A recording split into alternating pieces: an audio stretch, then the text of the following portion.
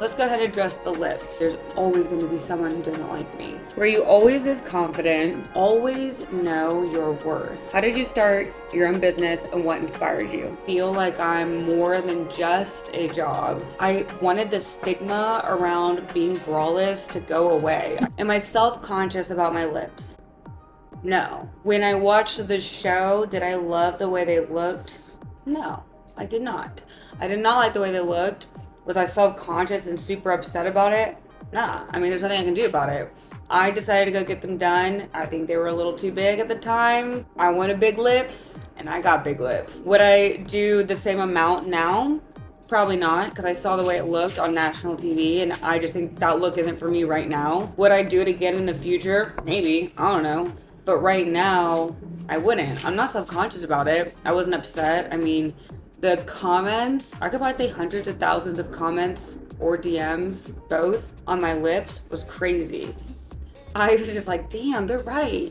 Shit was not great. But no, I'm not self-conscious about it. I just will pause on stuff for my face for now. They were big, y'all. They were luscious. A little too luscious. How did you start your own business and what inspired you? Back in the day when Alibaba first became a wholesale website, I was in college and I had just launched. I had no idea what it was. Fun fact, I didn't have internet until I met Antonio. Anyways, so when Alibaba first came out, I had no idea what it was, but I always needed pasties. And every time my sister and I would go to like Walmart or Target nearby, they were always out of stock. So I went online, saw they were super cheap on this new website called Alibaba, and I bought a box of them thinking it was just a box of them. And when they came in, it was not just a box, it was like 500 of them. So the box was like 500 pasties, and at the time I was working, paying for everything in school, and I was like, I could sell some of these to my girlfriends. So casually was just selling a bunch of these pasties to my girlfriends. Literally not a business, not a big deal. There was no Venmo then, so it was like, yo, give me some cash. I've never had a debit card, so it wasn't like get cash out and pay me. It was like, if you have cash, you can give it to me.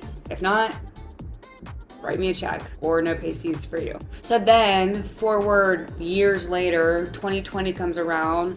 I'm not traveling for work anymore. I used to travel like crazy for my IT consulting job, like on the road all the time. I spent over 200 nights one year in a Marriott. So I used to travel all the time, and when 2020 came around, I was so used to such a fast-paced lifestyle of working an intense job with consulting and traveling. When I was just working remote, it just felt like I wasn't doing enough because I was so used to more than just sitting and working at a desk. So I just had this literal moment where I was like, you know, IT consulting has been great. I've loved it, but I personally feel like I'm more than just a job. I feel like there's all this creative juice in me that needs to be shown, I need to use. And for me, it sounded like more fun than going out and partying and drinking. I was like, this sounds like a fun hobby. I would rather just start something than go out and do stuff. Immediately, when I thought of something I wanted to do, it was, what do I love? I truly have been known for loving pasties forever. I was known as the girl who had them. If we were on trips, I always had them with me. I never have worn bras. I just love pasties. And when I was like, what do I want to do for my business? It was so easy because I thought back to that time. It was simple to just sell pasties back then. As in, girls needed and wanted them. So in my mind, I was like, okay, I can make my own, you know, we can get a manufacturer, we can brand, we can trademark, we can protect ourselves, we can hire a patent attorney, shout out Richard, he's our patent attorney from the beginning. Just do all the right things and make nipple covers a serious business. And then as I was thinking about that, I wanted the stigma around being braless to go away. I hated that, like saying nipples and bra and braless and tits and boobs was like bad. So I was just like, taste your nips, and I like your titties, and be proud of like what you have. I don't care if it's a negative A or a quadruple D. I didn't care. I loved all of it. And I wanted every woman who bought Taste a Nip to feel that way. I just felt inspired. I also just came from a really heavy background of tech world, and I went to a school that was majority men, and it just felt really cool to do a brand that was super woman focused, even though guys do buy our pasties, but still woman focused. Next question. Were you always this confident? Any tips on standing up for yourself during a conflict? I think that I've always kind of blocked out the haters. In my head, there's always going to be someone who doesn't like me.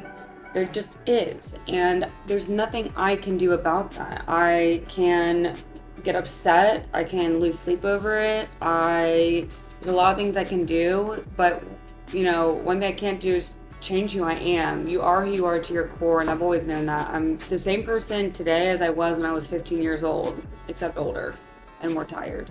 Probably not as fun, but I'm the same girl.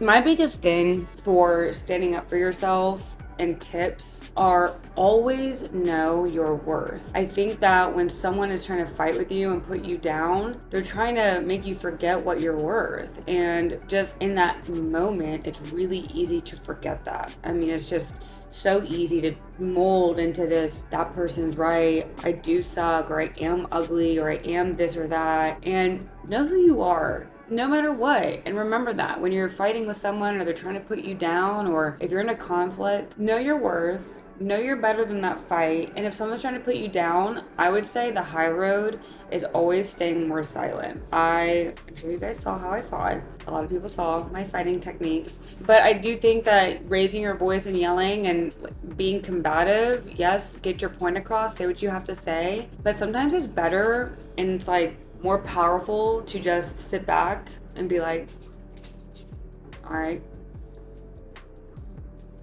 I think that's so powerful because you know who you are. You don't have to prove to that person who's putting you down. And that's one of my biggest tips during a conflict. Just take a step back, remember your worth. No need to be combative, and just be above that person always. All right, next question. What advice would you give someone who wants to start their own business? First things first, if you want to start your own business, put on soundproof headphones. Don't listen to anyone. If I listened to anybody who wanted to say something about me starting a company that was based off nipple covers, I would have no support. Well, no, my family supported me from the beginning and my friends. But generally speaking, people always have something to say about someone who has a vision or is passionate or wants to do something. Just don't listen to anyone.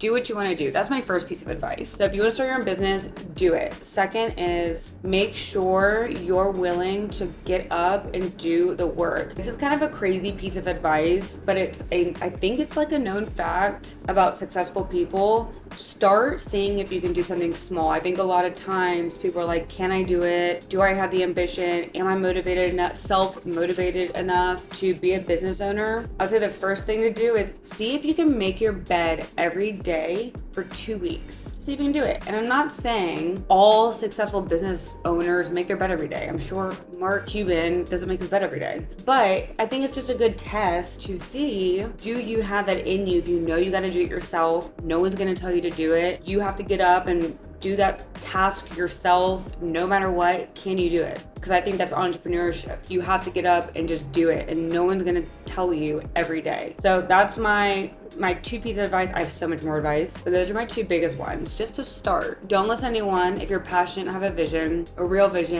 passion, and make your bed every day for 2 weeks. See if you can do it. If you did it, go for it.